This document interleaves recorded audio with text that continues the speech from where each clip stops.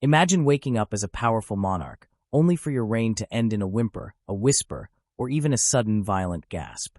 History is filled with legendary kings and queens, but what about the ones we've forgotten? The ones whose final moments were as dramatic as any fictional epic, yet rarely told? This video unearths the untold stories of forgotten royals and their shockingly tragic exits from power. The fascination with royalty has long captivated the human imagination. Throughout history, kings and queens have represented more than governance.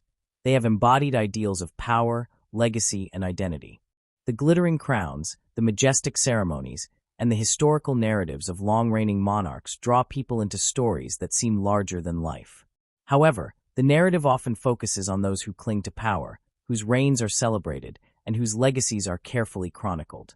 What is less frequently explored are the rulers whose journeys ended unexpectedly, the ones who voluntarily relinquished power, and those who were forced from their thrones under circumstances that shifted the course of their lives and the history of their nations. These figures exist in a space where authority, vulnerability, and human emotion intersect, revealing that monarchy is not just about ceremony, but also about profound personal decisions and consequences. When a ruler steps down or is removed from office, the act reverberates far beyond personal consequence. Abdication can stem from political pressure, moral conviction, personal crisis, or scandal, and it often carries a complex mixture of shame, relief, and uncertainty. The departure of a monarch challenges the very foundations of a kingdom. It creates power vacuums, incites political intrigue, and often destabilizes societal expectations. While the public may view the crown as a symbol of continuity, the human behind the title faces the disruption of identity, status, and purpose. History, however, rarely records these moments in full human detail. Instead, they become footnotes, overshadowed by the exploits of those who retain their crowns. The stories of lesser-known rulers reveal a spectrum of human experience under the weight of monarchy. Some abdications were deeply personal, reflecting internal conflicts between duty and desire. Others were the result of political maneuvering, betrayals within courtly structures, or challenges from external powers. In every case, stepping down transforms the ruler's life in ways that often escape public attention. Those who relinquish power voluntarily might do so to escape a marriage, to pursue spiritual fulfillment, or to avoid complicity in acts they cannot condone. The choice to abdicate can be an act of defiance, a final assertion of personal autonomy in a system designed to constrain the individual to the crown. Even forced abdications, though rooted in coercion or scandal, expose vulnerabilities in institutions often imagined as immutable. Examining these events reveals that monarchy is as fragile as it is grand. The crown may appear eternal, yet its hold on individuals is contingent, reliant on loyalty, perception, and circumstance. Political upheavals, wars, and social change can shift the balance of power overnight. When rulers step down, voluntarily or otherwise, it underscores the impermanence of authority. Those who surrender their crowns often face lives defined by the absence of what once defined them. Their identities, formerly intertwined with their office, must be reconstructed. Some retreat into private life, attempting to reclaim normalcy in ways that the public cannot easily comprehend. Others remain symbols, remembered more for the act of leaving than for the deeds performed while reigning. Personal consequences of abdication are profound. For the individual, leaving the throne involves an abrupt transition from unparalleled influence to relative anonymity or vulnerability. The psychological impact can be intense. Regret, relief, isolation, and even a sense of failure are common experiences. Financial security, public status, and political relevance all may vanish or shift unpredictably. Relationships, both personal and political, are tested in the wake of abdication. Trust erodes as former allies reassess their positions, while opponents may seize the opportunity to consolidate power. For some, exile becomes the only viable option, placing them in unfamiliar environments where former privileges hold little sway. The social and political consequences are equally significant. When a ruler abdicates, succession plans must be executed, often hastily. This can trigger conflicts over legitimacy and authority, particularly in hereditary systems where succession is not always straightforward. In some cases, abdication destabilizes entire governments, sparking rebellions or civil unrest. Nations can experience a loss of confidence in governance, particularly when the reasons for abdication involve scandal or moral compromise. Conversely, abdications motivated by integrity or conscience can inspire respect and admiration, challenging the notion that power must always be retained to command esteem. History is replete with examples, many of which remain unfamiliar to the general public.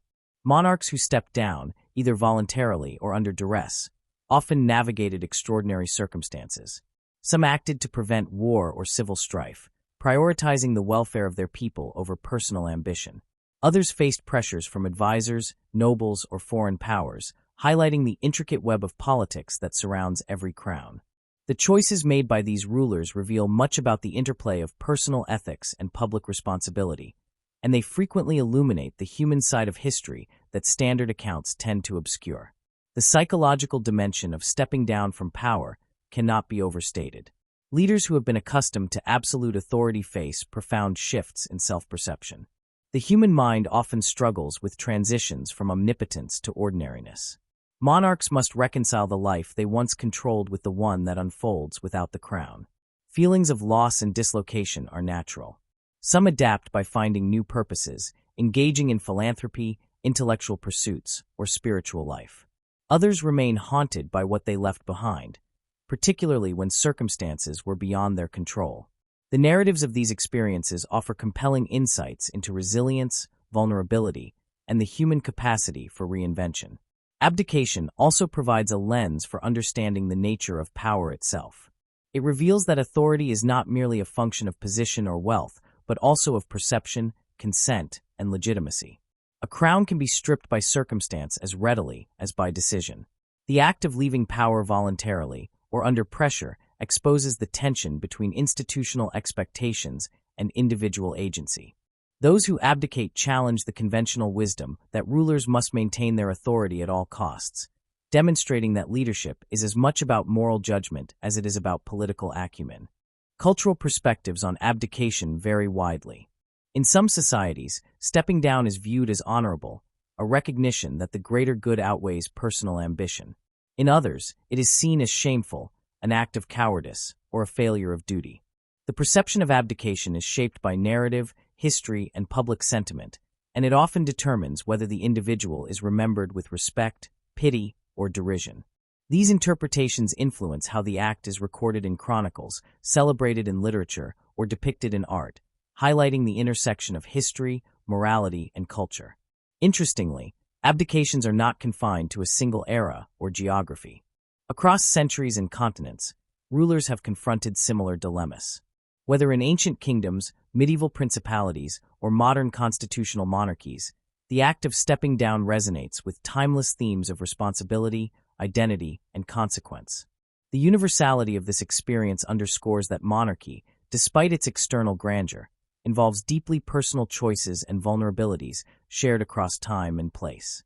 Examining the lesser-known figures who left their thrones offers fresh perspectives on history.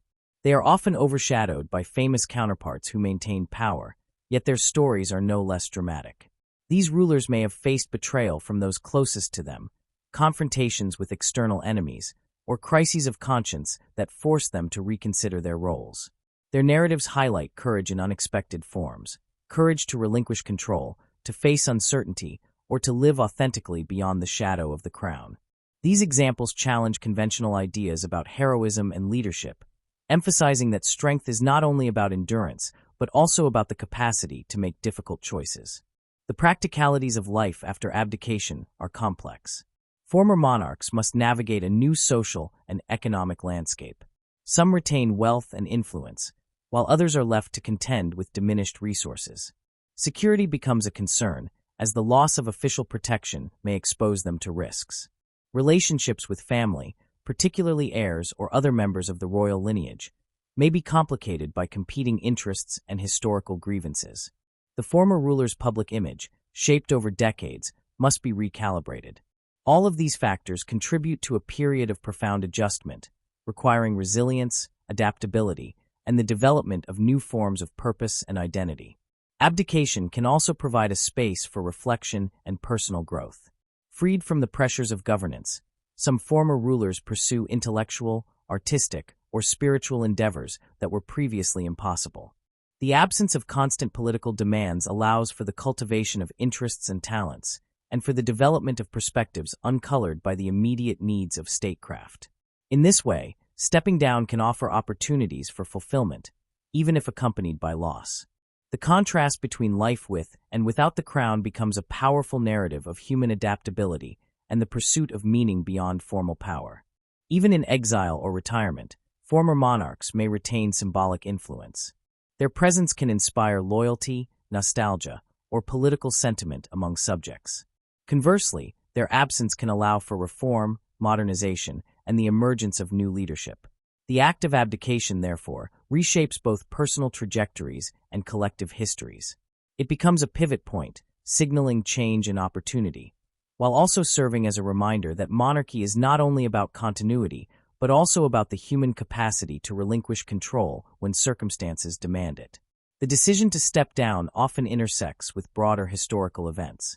Wars, revolutions, economic crises, and social movements frequently play a role in forcing or encouraging abdication. Leaders who abdicate during turbulent periods may be attempting to preserve stability, avoid bloodshed, or navigate complex international pressures. Their choices provide insight into the ways in which individual agency operates within larger structural forces, highlighting the delicate balance between personal ethics and public duty. Understanding these dynamics enriches our comprehension of history beyond simple accounts of battles, treaties, and reign lengths. Stories of abdication also reveal the fragility of reputation. Monarchs who were once venerated can find themselves vilified, forgotten, or misunderstood once they step down. Public perception, shaped by propaganda, rumor, and interpretation, often diverges from the personal realities of the individual. The contrast between public image and private experience illustrates the tension inherent in any role of prominence. These narratives serve as cautionary tales, reminding us that power, while alluring, carries inherent risks that extend far beyond the political sphere. The interplay of ambition, duty, and personal desire is a recurring theme in abdication. Some rulers are driven to the throne by circumstance rather than inclination, and their tenure may reveal conflicts between their natural inclinations and institutional expectations. When these conflicts reach a tipping point, abdication may become the only viable solution. Such cases illuminate the complexity of leadership, showing that the capacity to govern effectively is intertwined with emotional, ethical, and psychological factors as much as with political strategy or military prowess. At its core, abdication highlights the humanity behind the institution. Monarchs, often elevated to symbolic status, are as susceptible to doubt, fear, love, and moral questioning as any individual. The act of leaving the throne exposes these vulnerabilities, challenging the notion that rulers exist apart from human experience. By examining these stories, we gain a richer understanding of historical events, not only through political or military lenses, but also through the intimate, often painful, decisions that shape lives and nations. The legacy of abdication is multifaceted.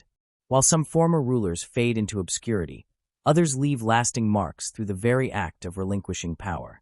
The circumstances surrounding their departures often inspire debate, analysis, and reinterpretation. Their stories resonate in literature, art, and popular culture, reminding audiences that history is not only the product of conquest and accumulation, but also of surrender, restraint, and moral choice. The echoes of abdication reverberate through time, shaping perceptions of leadership, authority, and human resilience. In considering the lives of those who have relinquished their crowns, one encounters a complex interplay of personal courage, historical circumstance, and societal expectation. Each abdication carries its own narrative, revealing the pressures, contradictions, and emotional landscapes of power. These stories often remain hidden, overshadowed by the triumphs of reigning monarchs, yet they provide invaluable insight into the human dimensions of leadership. They challenge assumptions about success, authority, and the relationship between individual and institution, offering lessons that extend far beyond the confines of royal courts.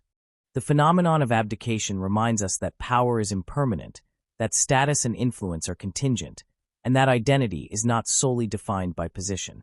The choice to leave a throne, whether voluntary or coerced, illuminates the delicate balance between duty and desire, authority and morality, self and society. These narratives compel us to reflect on the nature of leadership and the human capacity to navigate loss, change, and the unknown. They demonstrate that even in the glittering world of crowns and coronations, the most profound stories are often those of retreat, reflection, and reinvention. The study of rulers who have abdicated reveals a rich tapestry of historical experience. From personal turmoil to political strategy, the reasons for stepping down are diverse and revealing.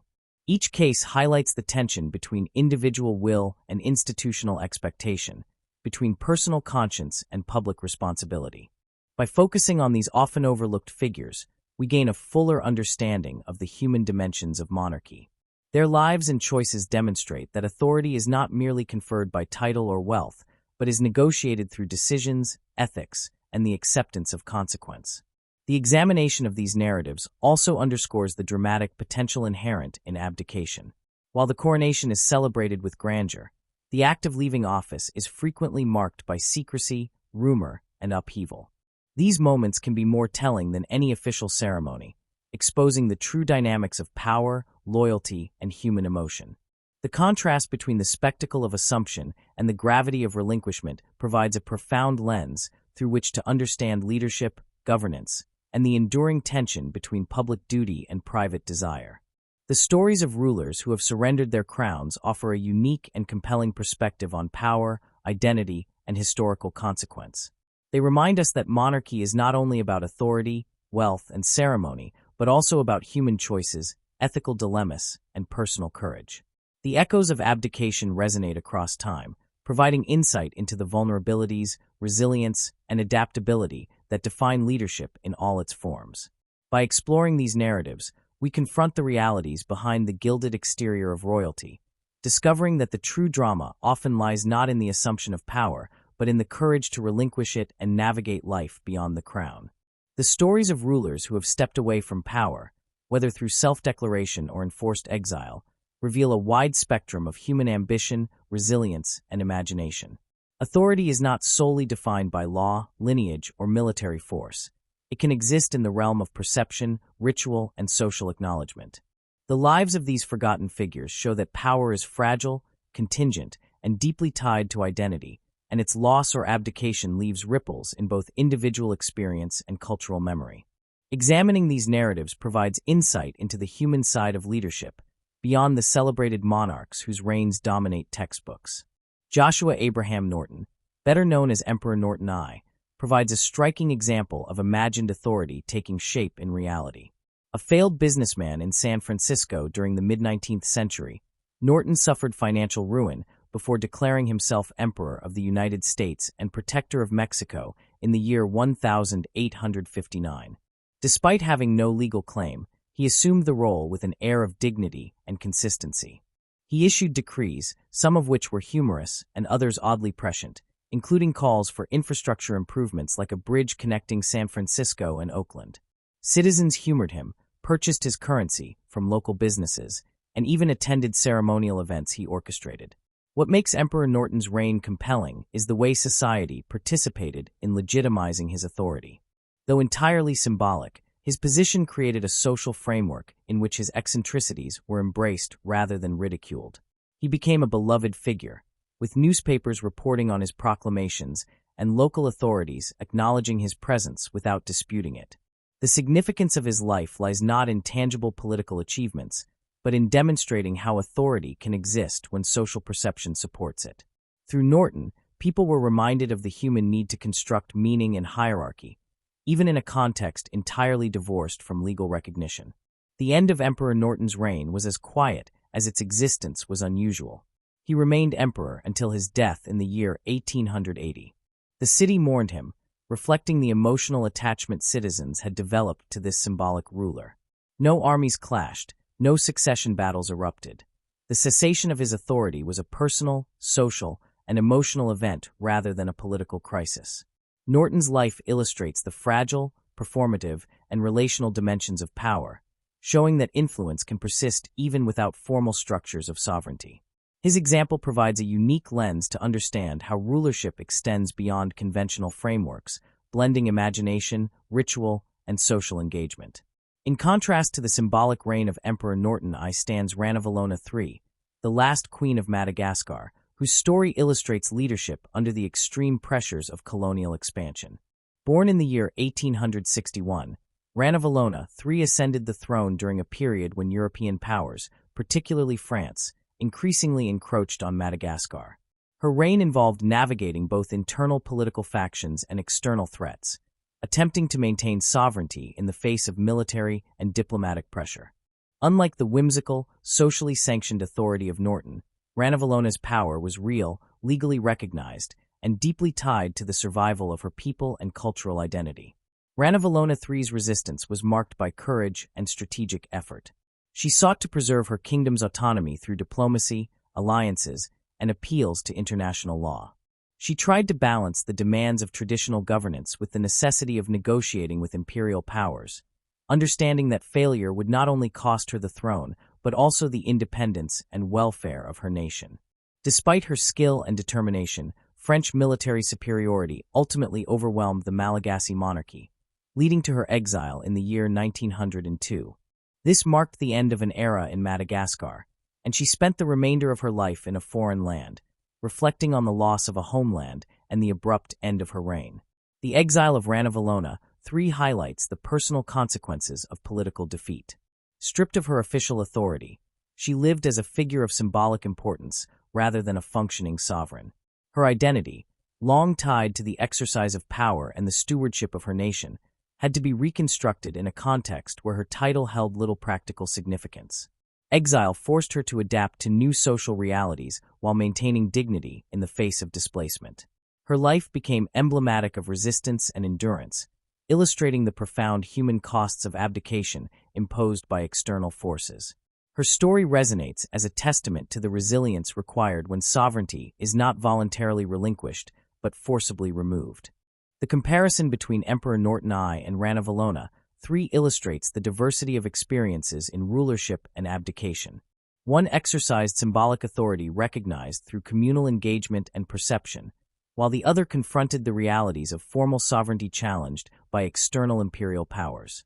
Both stories reveal how identity is intertwined with authority and how the loss or performance of power shapes personal and social narratives.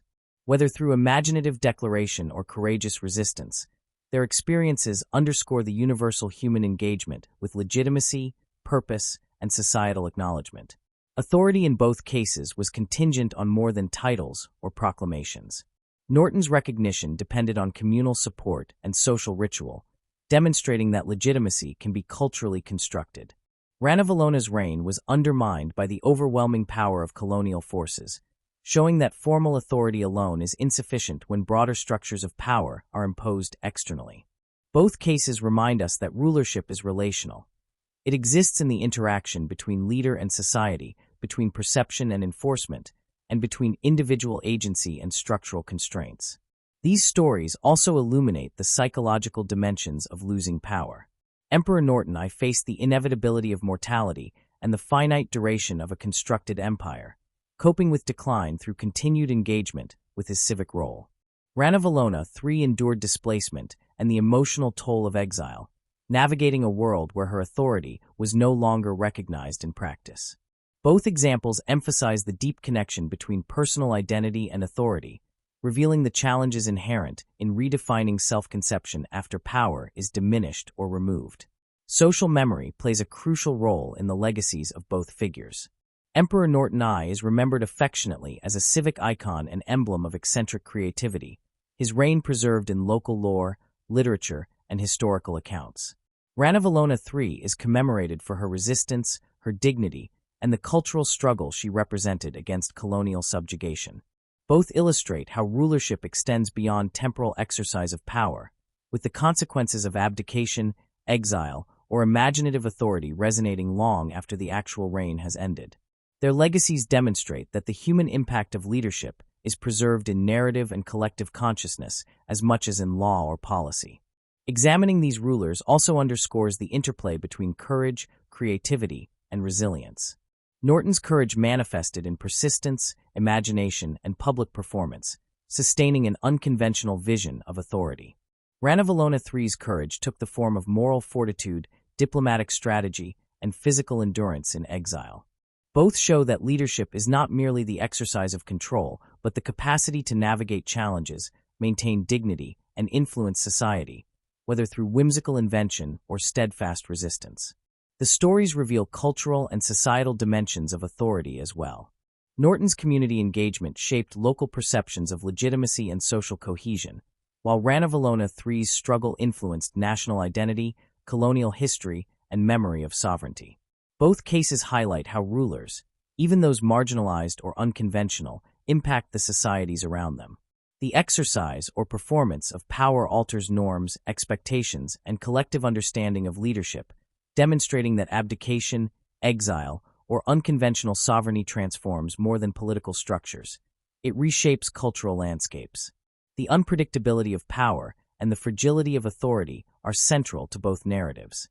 Norton's symbolic reign ended naturally, through the cessation of life rather than political force, while Ranavalona III's formal sovereignty ended under coercion. Each example illuminates the consequences of transitions in power, whether chosen, imposed, or incidental. Both highlight the need for adaptability, resilience, and redefinition of purpose when authority is no longer operative in the traditional sense.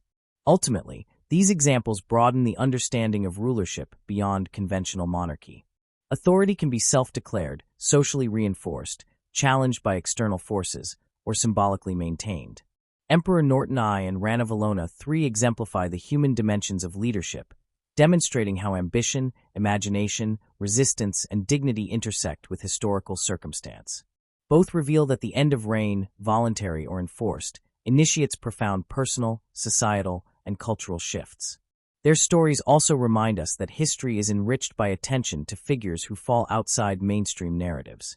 The eccentric, self-declared emperor and the exiled, resisting queen illuminate the complex interplay between imagination, legitimacy, and survival. They show how the experience of authority is deeply human, encompassing ambition, social engagement, courage, and identity. In doing so, they challenge us to reconsider what constitutes meaningful rulership and how the relinquishment or loss of power reverberates across personal and historical landscapes. The echoes of these forgotten or unconventional rulers continue to shape our understanding of sovereignty.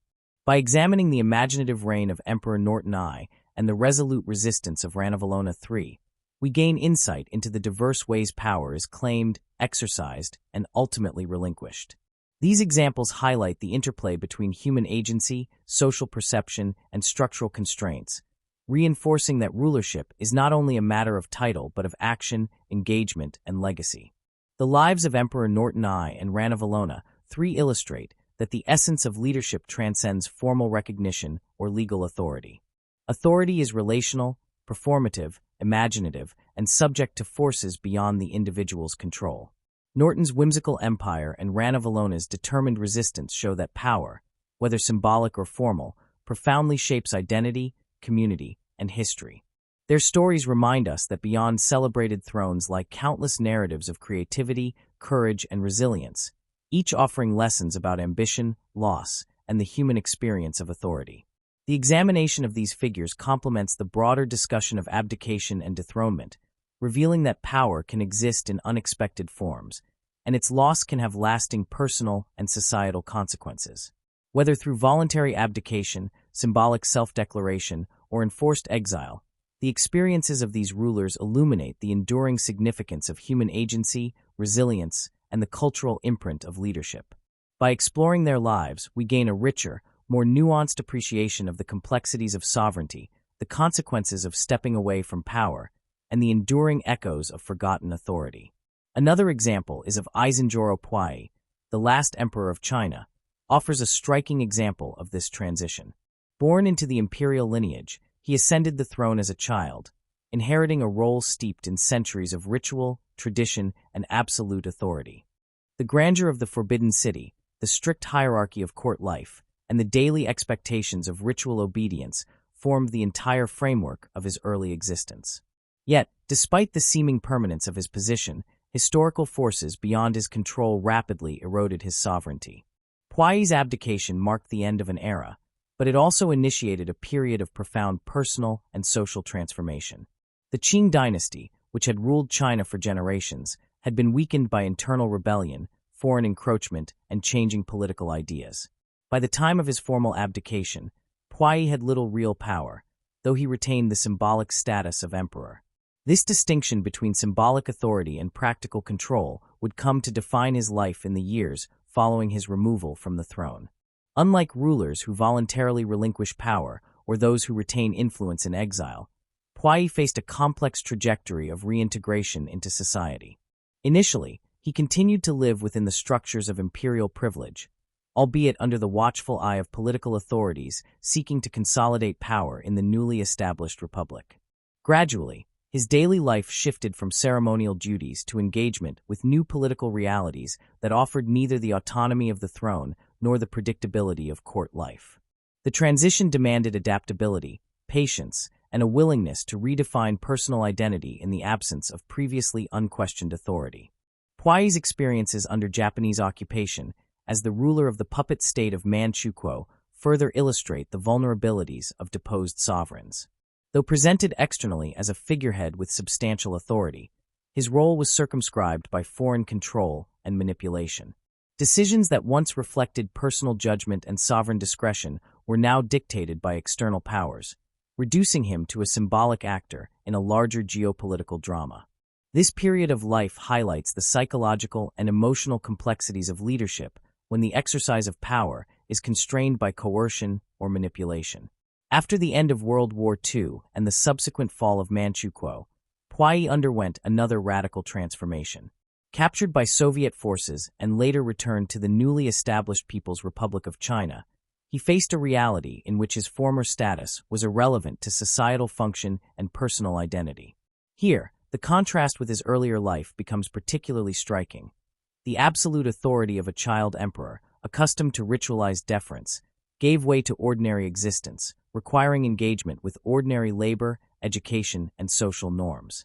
Puyi's life thus exemplifies the profound challenges of adapting to a world in which past prestige holds little relevance. This transition also reveals broader cultural and social implications of abdication and loss of power. Puyi's movement from emperor to common citizen is emblematic of the broader historical processes that reshaped China during the 20th century. Dynastic rule, once central to national identity, gave way to republican and later communist structures. The personal story of Puyi mirrors these societal transformations, illustrating how the end of monarchical authority intersects with cultural, political, and social change. It is not merely the loss of a throne that defines his narrative, but the adaptation to new structures of legitimacy and the redefinition of personal purpose within them. The psychological dimension of this transformation cannot be overstated. Living first under ceremonial deference, then as a figurehead with constrained authority, and finally as a citizen subject to ordinary societal rules, Puyi had to continuously renegotiate his sense of self. Authority had been central to his identity from infancy, and its removal required the cultivation of resilience, humility, and self-understanding. The process of internalizing this change demonstrates how deeply the exercise of power shapes cognition, behavior, and emotional development. In this respect, Puyi's life offers insight into the human costs of political transition, particularly for those whose upbringing and early experiences are defined by unchallenged dominance. Puyi's story also highlights the tension between memory and historical narrative. Public and scholarly perception of his life has varied, reflecting competing interpretations of abdication, collaboration, and adaptation. Some view his later life as redemption, in which he embraced ordinary roles and education, demonstrating flexibility and moral growth. Others emphasize the tragedy of a ruler caught between history and circumstance, whose agency was constrained by forces beyond his control. Both interpretations underscore the enduring fascination with figures who straddle worlds of absolute authority and ordinary existence. In examining Puyi alongside previously discussed figures such as Emperor Norton I and Ranavalona III, certain themes emerge. Each of these rulers experienced a loss of authority, but the contexts differ. Norton's reign was symbolic, socially mediated, and affectionate. Ranavalona III's ended with exile imposed by colonial conquest. Puyi's involved systemic political transformation and personal adaptation within shifting ideological frameworks. Despite these differences, all three illustrate the fragility of power and the complexity of human responses to its removal. They reveal the intersection of personal identity, societal expectations, and historical circumstance, emphasizing that rulership is more than the exercise of formal authority. It is a lived, relational experience. Puyi's life also offers lessons about resilience, reinvention, and the capacity for personal growth in the absence of traditional power. He navigated transitions that would destabilize most individuals, learning to function outside the frameworks that had defined him. His story demonstrates that identity is not static, even when formed under extreme conditions of ceremonial authority, and that adaptation to new social realities is both possible and transformative. In doing so, he embodies the human dimension of political change, illustrating how former rulers can reclaim purpose, dignity, and agency in altered circumstances. The broader significance of Puyi's journey lies in its ability to illuminate how societies reconcile with the legacies of monarchy. His transition from absolute ruler to common citizen reflects not only personal adaptation, but also societal negotiation with historical memory. The transformation of public perception, the preservation of cultural narratives, and the integration of former sovereigns into new social systems reveal the complex interplay between history, culture, and human experience. In this way, Puyi's story complements the histories of lesser-known rulers, emphasizing the personal and societal dimensions of power, abdication, and adaptation. His life serves as a reminder that the end of reign is never merely a political event. It is also a human experience, encompassing identity, memory, resilience, and adaptation. From the grandeur of the dragon throne to life under ordinary citizenship, Puyi's journey illustrates the profound impact of relinquishing power and the enduring significance of human agency in navigating historical transformations. By studying his life, alongside other deposed or symbolic rulers, we gain insight into the universal themes of authority, loss, and the capacity for personal and cultural reinvention. Puyi's story reinforces the observation that the echoes of abdication resonate far beyond the individual. They affect social memory, cultural identity, and historical understanding. The experience of moving from absolute power to ordinary existence illustrates the intricate relationship between individual agency and structural transformation, highlighting the human capacity to endure, adapt, and find meaning even when the structures of authority that once defined life are irrevocably changed. His life, in this context, forms a bridge between symbolic or forcibly removed rulers and those navigating complex political transitions, completing the narrative of how authority is claimed, exercised, and ultimately transformed. By examining Isenzoro Puyi's life, we see the enduring impact of abdication not only on the individual, but also on society and historical memory. His journey from dragon throne to common citizen exemplifies the challenges and possibilities inherent in the loss of power, demonstrating that rulership, whether symbolic or absolute, shapes identity, social perception, and cultural continuity. In doing so, his story complements and extends the narratives of Norton and Ranavalona III, reinforcing the human, cultural, and psychological dimensions of life beyond the crown. The downfall of rulers, whether celebrated or obscure, offers a striking lens through which to examine the fragile nature of power. Leadership is often idealized in historical narratives, focusing on triumphs, military victories, or cultural contributions. Yet equally revealing are the stories of decline, where even the most formidable figures confront the inevitability of impermanence. Understanding how rulers fade from prominence involves examining multiple dimensions: the structural and political context of their reigns, the decisions that catalyze or accelerate decline, and the deeply human consequences of losing authority. These stories reveal the intersection of personal character, circumstance, and historical forces, emphasizing that no position, however exalted, is immune to change. The roots of decline often emerge gradually, shaped by the inherent limitations of both individuals and institutions. Many rulers inherited problems they could not rectify, such as entrenched bureaucracies, economic instability, or social unrest.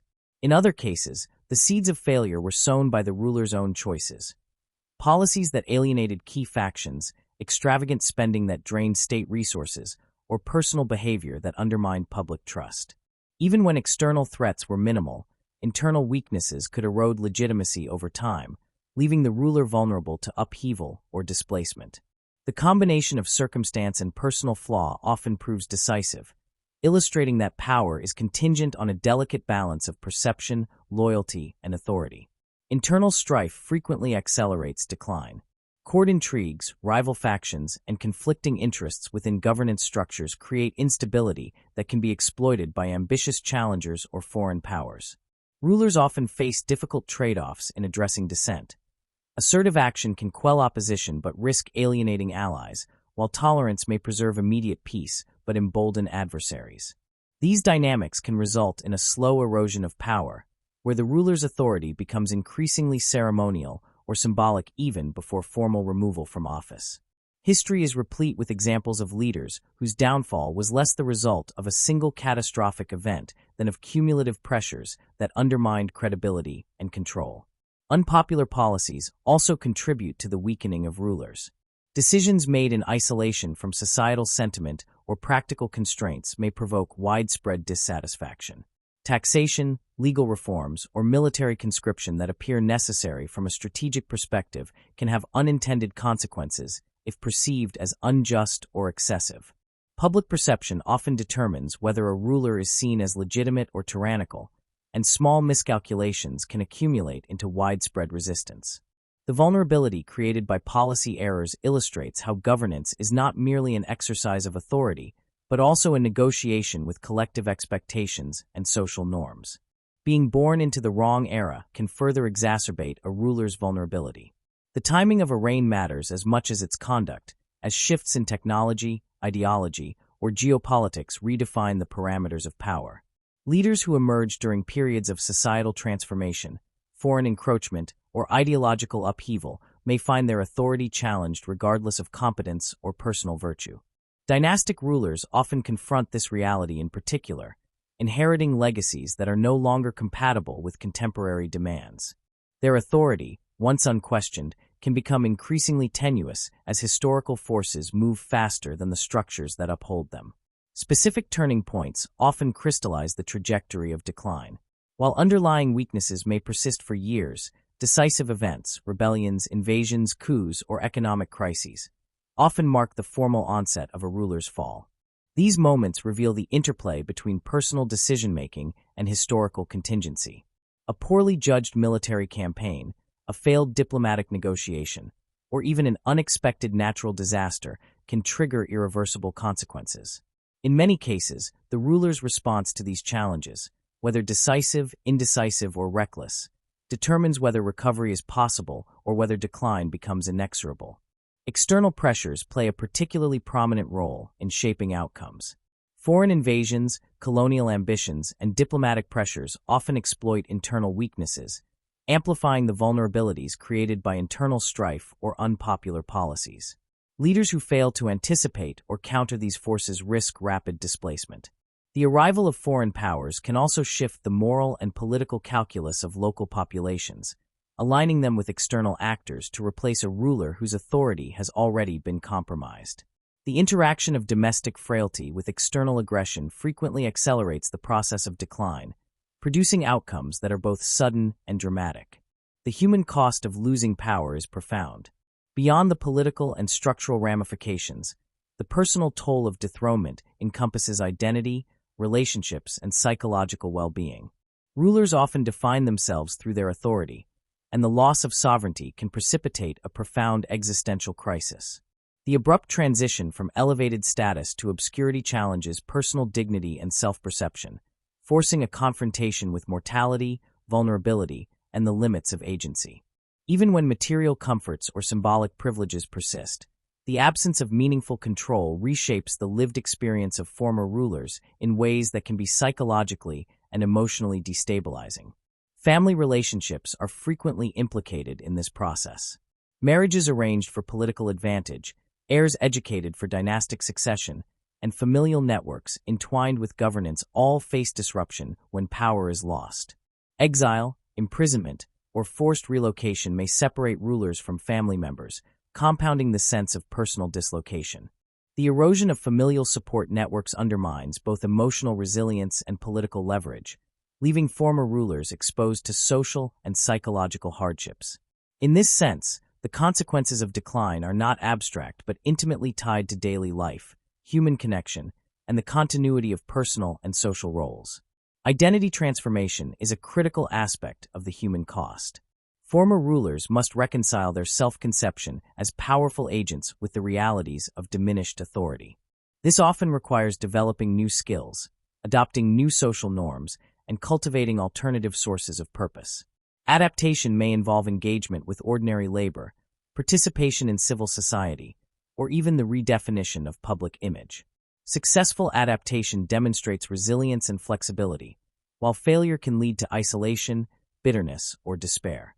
These experiences illustrate that the human dimension of decline is as consequential as the political dimension, shaping both the personal trajectory of the individual and the perception of their legacy. Several historical examples illustrate these dynamics in vivid detail. Emperor Norton I, though never recognized officially, faced the challenges of a self-fashioned authority in a society largely indifferent to formal legitimacy. His decline, in terms of social influence, was mediated by public affection and eccentricity, but it nevertheless reflected the broader limitations of power derived from self-declaration rather than institutional sanction. Ranavalona III, the last queen of Madagascar, confronted colonial forces whose strength and strategic advantage rendered her resistance ultimately futile, resulting in exile and the loss of her kingdom. Both examples underscore how external pressures and the human cost of political defeat intersect, even when the circumstances differ substantially. The young Emperor Puyi further exemplifies these patterns on a grand scale. His abdication marked the end of centuries of imperial continuity, but the human consequences extended far beyond the political event itself. Puyi endured symbolic subordination, imprisonment, and social scrutiny, navigating the transition from absolute ruler to ordinary citizen. His experience illustrates how internal and external forces combine to shape decline, and how personal adaptation becomes a necessary strategy for survival and reintegration. The psychological toll, combined with the disruption of family and social networks, underscores the intimate and enduring consequences of losing power. Cultural and societal frameworks play a mediating role in these processes. Public memory, historical narratives, and social recognition influence how decline is experienced and recorded. Some rulers are memorialized with sympathy or romanticization, while others are vilified or forgotten. These constructions shape both personal identity and legacy, affecting how former rulers navigate post-abdication life. The interplay between social perception and personal experience reveals that the consequences of decline are neither purely private nor purely political. They exist in a complex space where society, history, and human psychology intersect. The study of decline also illuminates broader questions about governance, legitimacy, and the nature of authority. By examining why rulers fall, scholars gain insight into the mechanisms by which political systems maintain stability or fail under stress. The intersection of internal strife, unpopular policies, and historical context demonstrates that power is neither absolute nor permanent, and that the exercise of authority is contingent upon ongoing negotiation with social, political, and environmental realities. These insights extend beyond historical curiosity, offering lessons for contemporary leadership, institutional resilience, and the management of complex systems. The enduring fascination with fallen rulers derives not only from their historical significance, but also from the universality of their experiences. Their struggles with loss, adaptation, and resilience resonate because they reflect fundamental human concerns. The impermanence of status, the challenge of navigating unexpected change, and the capacity for reinvention. In this sense, the study of decline bridges the gap between historical analysis and human psychology, providing a rich field for exploring the interaction of circumstance, choice, and consequence. The narratives of decline remind us that power is never an inherent or permanent attribute. Authority may be conferred by birth, conquest, or societal recognition, but it can be eroded by internal weaknesses, external pressures, or the inexorable march of historical change. The process of losing power encompasses political, social, and personal dimensions, illustrating the complex interdependence of systems and individuals. These stories offer both cautionary lessons and opportunities for reflection, emphasizing that understanding the human cost of political loss is as essential as analyzing the events that precipitate it. The consequences of decline extend beyond the individuals themselves, affecting institutions, societies, and cultural memory. The displacement of rulers alters political hierarchies, redistributes power, and reshapes social expectations. It can provoke broader societal change, as structures built around authority must adapt to new circumstances. These ripple effects demonstrate that the fall of a ruler is rarely contained. It reverberates across communities, histories, and cultural narratives, influencing the trajectory of both nations and the people within them. In connecting to previous examples, the experiences of Emperor Norton I, Ranavalona III, and Isinjoro Pwai illustrate different dimensions of these dynamics. Norton's eccentric reign highlights the interplay of social perception and symbolic authority. Ranavalona III's struggle demonstrates the interaction between external conquest and personal resilience, and Pwai's life embodies the human, psychological, and adaptive consequences of systemic political transformation. Together, these examples reveal the spectrum of decline, showing that while the causes and manifestations vary, the underlying patterns of human experience, the confrontation with loss, adaptation, and the redefinition of identity, remain constant. The decline of rulers is a multifaceted phenomenon, encompassing internal weaknesses, external pressures, and profound human costs. By examining the seeds of decline, the turning points that seal fates, and the personal consequences of losing everything, we gain a comprehensive understanding of how authority is both constructed and fragile. These stories reveal not only the historical dimensions of power, but also the psychological, social, and cultural implications of its loss. They remind us that rulership is never simply a matter of politics. It is a lived experience, deeply entwined with identity, legacy, and the enduring challenge of adapting to change. The aftermath of rulers who lose power presents a compelling study of impermanence, resilience, and the complex relationship between authority and memory. Power, once tangible in palaces, decrees, and ceremonies, becomes ephemeral when leadership ends.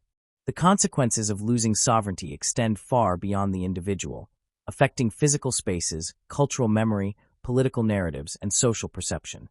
These consequences highlight both the fragility of authority and the enduring influence of those who once occupied positions of prominence, regardless of whether their reigns were celebrated, brief, or forgotten. Palaces, the most visible symbols of rulership, are central to understanding the legacy of departed leaders. These edifices, often constructed to project permanence, authority, and wealth, become silent witnesses when their occupants are removed. The absence of the ruler transforms these spaces, stripping them of ceremonial function and turning them into relics of a past order. The architecture itself, meticulously designed to communicate power and aesthetic dominance, takes on a different significance once leadership is no longer present.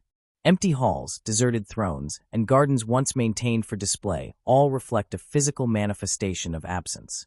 Their continued existence, whether preserved, repurposed, or abandoned, reflects society's ongoing negotiation with the past and the meaning of authority. The fate of these palaces varies widely depending on context. Some are maintained as historical sites, their preservation serving both as tourist attractions and as cultural artifacts.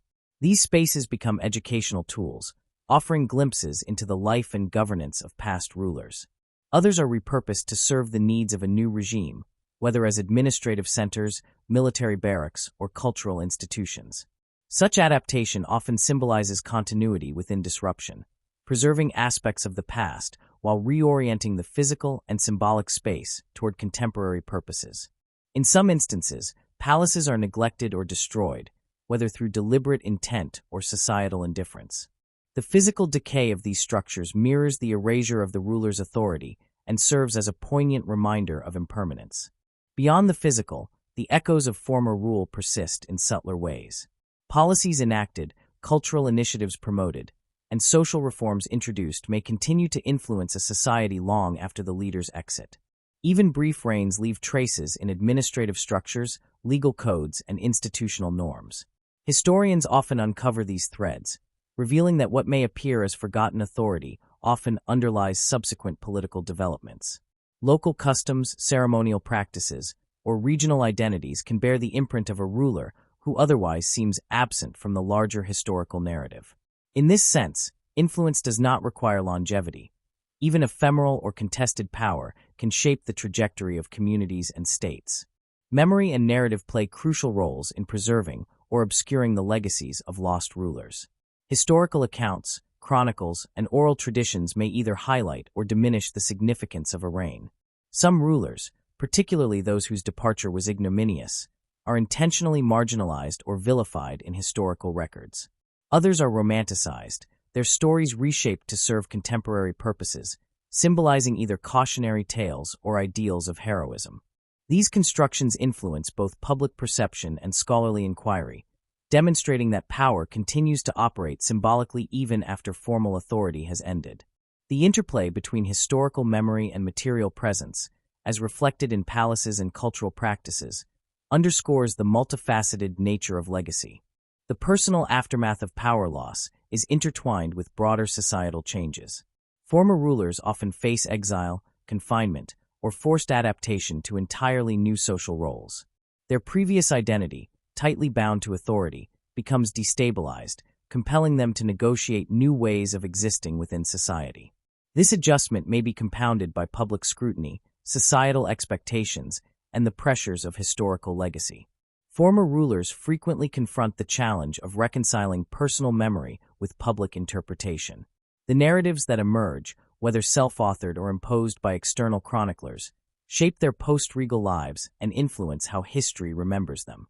The human experience of displacement and adjustment also resonates through broader political and cultural structures. Power vacuums created by a ruler's departure can provoke instability, succession crises, or reformist movements. Administrative systems, often heavily personalized, require reorganization, and social hierarchies previously dependent on the ruler may be disrupted. The transition period highlights both the resilience and fragility of governance structures, showing that authority is simultaneously personal and institutional. The processes of adaptation, consolidation, or reform following abdication reveal the interdependence between individual agency and structural continuity. Examining specific historical examples illuminates these dynamics. Emperor Norton I, for instance, left no formal government apparatus to dismantle, yet his reign created social and cultural imprints in San Francisco. The spaces he frequented, the public ceremonies he staged, and the affectionate recognition by local citizens turned ordinary structures into symbolic landmarks of a self-declared authority. His palace, in essence, was constructed in imagination and collective memory rather than stone, highlighting how influence can transcend traditional forms of physical power. His life demonstrates that legacy is not solely the product of formal institutions, but also of social engagement and cultural perception. Ranavalona III of Madagascar provides a contrasting illustration. Her exile following colonial conquest left physical palaces abandoned and repurposed by foreign authorities. The political infrastructure she led was dismantled, yet elements of Malagasy governance and culture persisted, subtly shaping resistance movements and social organization under colonial rule. Her legacy, obscured in mainstream narratives, survives in local memory, cultural artifacts, and the enduring identity of the Malagasy people. Her story exemplifies the complex interplay between displacement, memory, and historical continuity, showing that even when palaces are empty and thrones vacated, influence persists in nuanced forms. Aizenjoro Puyi, the last emperor of China, presents yet another perspective. His abdication dismantled centuries of imperial authority, leaving the Forbidden City both a symbolic and practical void. Initially, the palace became a site of ceremonial maintenance under the terms of political agreements, preserving the external trappings of power without the substantive authority. Later, under Republican and then communist governance, the palace was transformed into a museum and cultural site, mediating the legacy of the Qing dynasty for subsequent generations. Puyi's personal journey from emperor to ordinary citizen mirrors the transformation of his former homes, illustrating the intimate link between human experience and the evolving significance of material spaces associated with authority. These examples collectively illuminate the relationship between lost power, physical space, and historical memory. Palaces, whether maintained, abandoned, or repurposed, serve as material embodiments of both authority and its absence. Cultural narratives and historical records mediate the persistence of influence, demonstrating that rulership continues to resonate beyond the duration of formal control. Former rulers' lives, post-abdication experiences, and the symbolic status of their former domains interact to produce a multifaceted legacy that extends across physical, social, and psychological dimensions. Unearthing these stories is critical for a comprehensive understanding of history. Mainstream narratives often prioritize dominant empires, celebrated monarchs, and uninterrupted dynasties, overlooking rulers whose reigns were brief, contested, or marginalized. Investigating abandoned palaces, neglected artifacts, and subtler cultural influences enables historians to reconstruct the complex dynamics of authority, resistance, and adaptation. It also fosters appreciation for the resilience of human experience, demonstrating how societies navigate disruption, reinterpret past governance, and negotiate identity in the aftermath of lost leadership. This inquiry into abandoned palaces and post-regal influence also raises broader questions about memory, narrative, and legitimacy. What societies choose to preserve, commemorate, or ignore reflects contemporary values, political agendas, and cultural priorities. The stories of displaced rulers challenge assumptions about permanence and historical significance, emphasizing that visibility and influence are often contingent rather than absolute. By studying these cases, scholars and observers gain insight into the mechanisms by which authority is constructed, contested, and remembered, and how material culture, social perception, and human experience converge in shaping historical understanding. Moreover, examining these legacies highlights the enduring human fascination with authority, loss, and adaptation. The experience of former rulers resonates beyond historical analysis because it engages fundamental questions about identity, purpose, and resilience.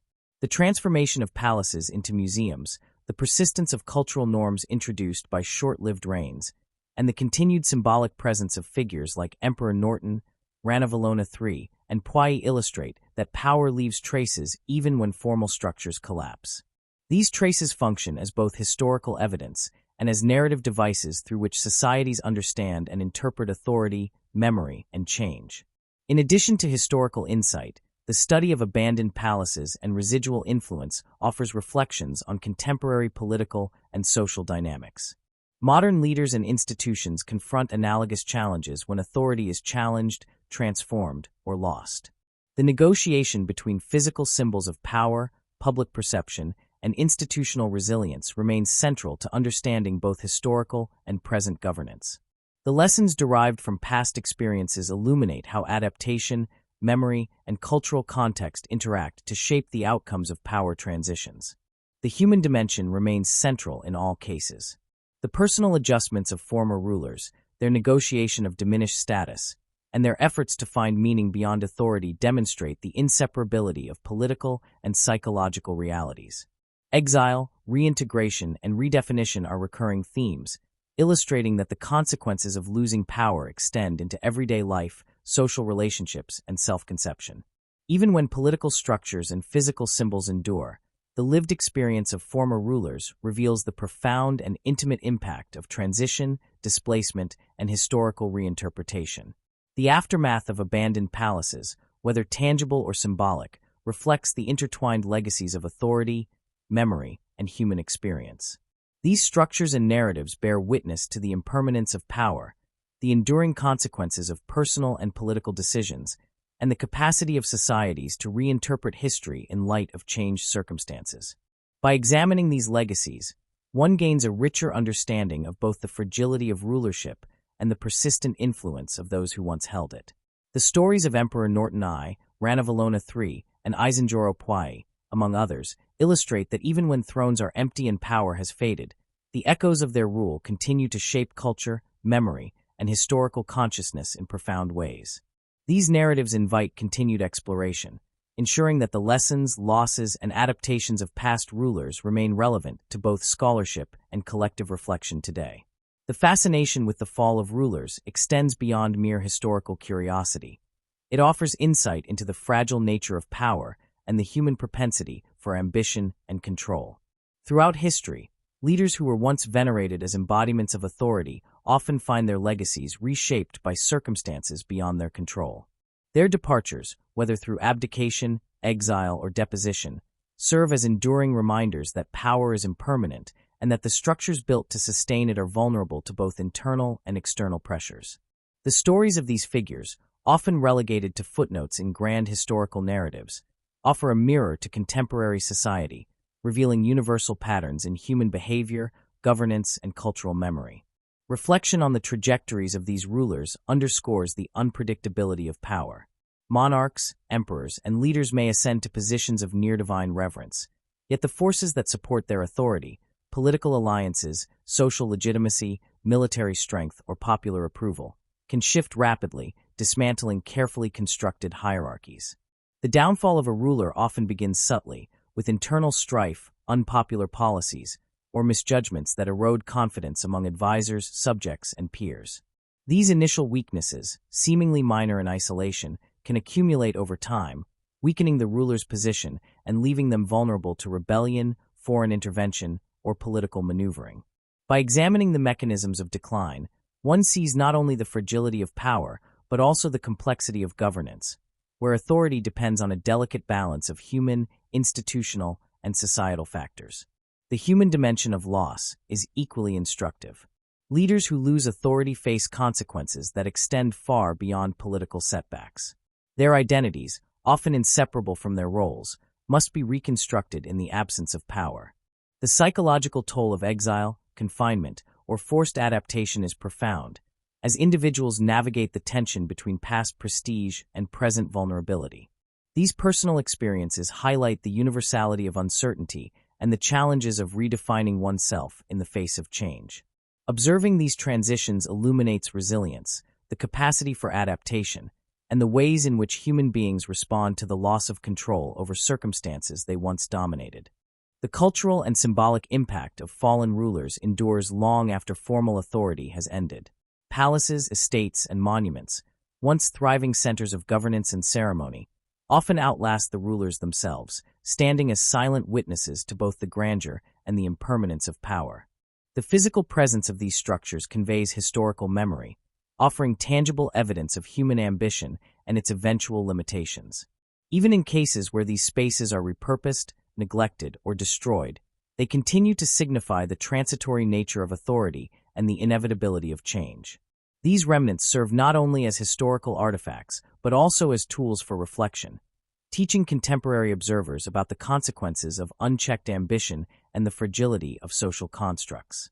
Historical narratives, especially those that elevate certain figures while marginalizing others, shape collective memory in ways that influence contemporary understanding of power.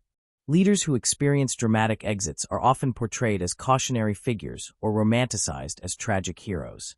The selection and interpretation of these stories reveal societal values, political priorities, and cultural preferences.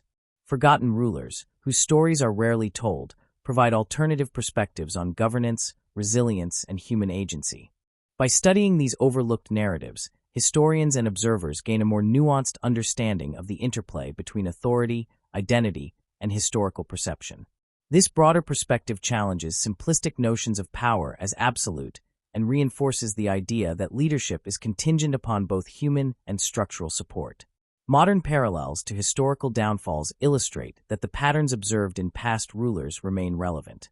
Contemporary political leaders, corporate executives, and public figures experience forms of rise and fall that echo the dramatic exits of monarchs. Scandals, policy failures, shifting public opinion, and internal organizational conflicts can result in abrupt loss of authority, mirroring historical examples of abdication or deposition.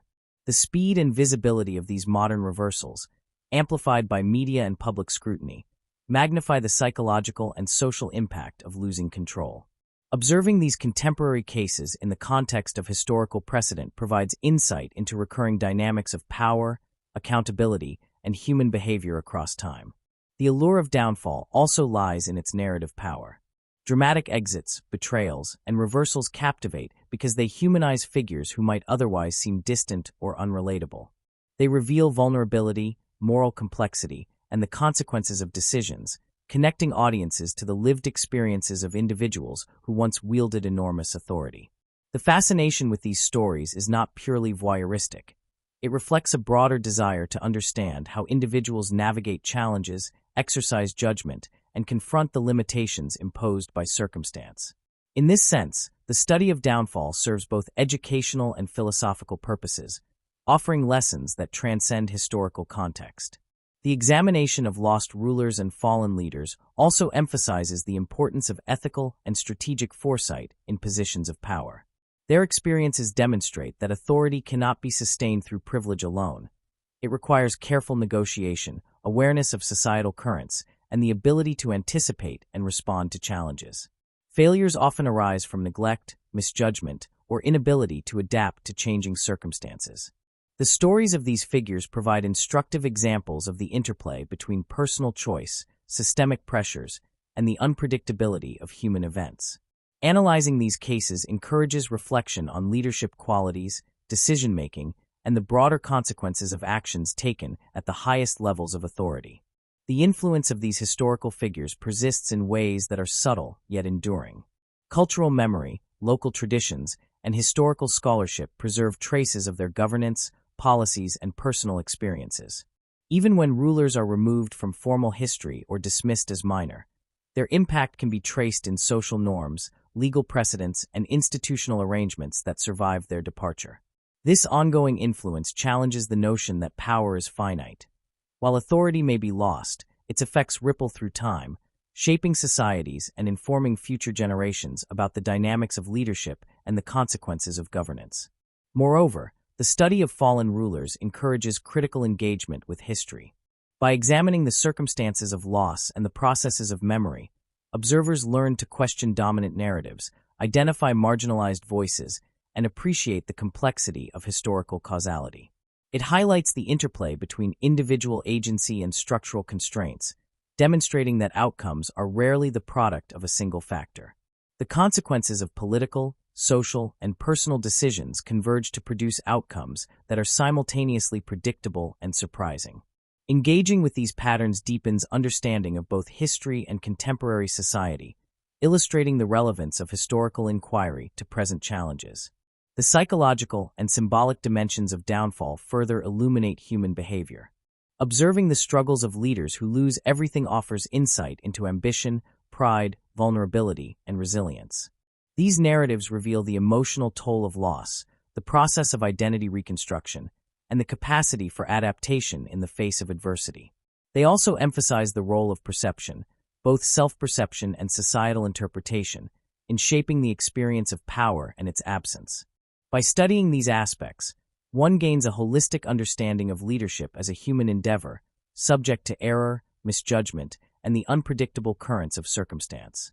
Engaging with these histories encourages reflection on contemporary social and political structures. Modern institutions, whether political, corporate, or cultural, are susceptible to similar dynamics of rise and fall. Studying historical downfalls fosters awareness of vulnerability, accountability, and the need for ethical stewardship. It provides cautionary lessons for those in positions of authority, illustrating the potential consequences of neglect, overreach, or mismanagement. This reflection extends beyond the individual to broader societal and institutional contexts, highlighting the interdependence between leaders and the communities they serve. The narratives of fallen rulers also underscore the power of storytelling. Their lives, often marked by dramatic reversals, betrayal, or exile, captivate because they reveal universal human experiences. These stories convey lessons about ambition, morality, resilience, and adaptability, engaging audiences across generations and cultures. They remind observers that leadership is as much about human judgment, relationships, and adaptability as it is about formal authority. By studying and sharing these accounts, societies preserve valuable lessons while honoring the complexities of human experience. The continued interest in the downfall of leaders reflects the enduring human fascination with both power and its limits. By analyzing historical cases, observing modern parallels, and reflecting on the personal and societal dimensions of loss, one gains a richer understanding of authority, responsibility, and the consequences of ambition. These lessons are relevant not only to historians and scholars, but to anyone navigating social structures, leadership roles, or complex interpersonal dynamics. The allure of downfall persists because it illuminates the vulnerabilities inherent in positions of authority and the universal challenge of negotiating change, adaptation, and the passage of time. The lives of these forgotten figures and their dramatic exits serve as both caution and inspiration, demonstrating the transient nature of power and the persistent relevance of history in understanding human behavior. Their stories remind us that authority is never absolute, identity is always negotiable, and the lessons of the past remain vital to understanding the present. By engaging with these narratives, one participates in a broader dialogue about ambition, responsibility, and the enduring human quest to comprehend the limits of control. The study of their downfall encourages reflection, empathy, and critical thinking, ensuring that even those relegated to the margins of history continue to illuminate the patterns of human experience.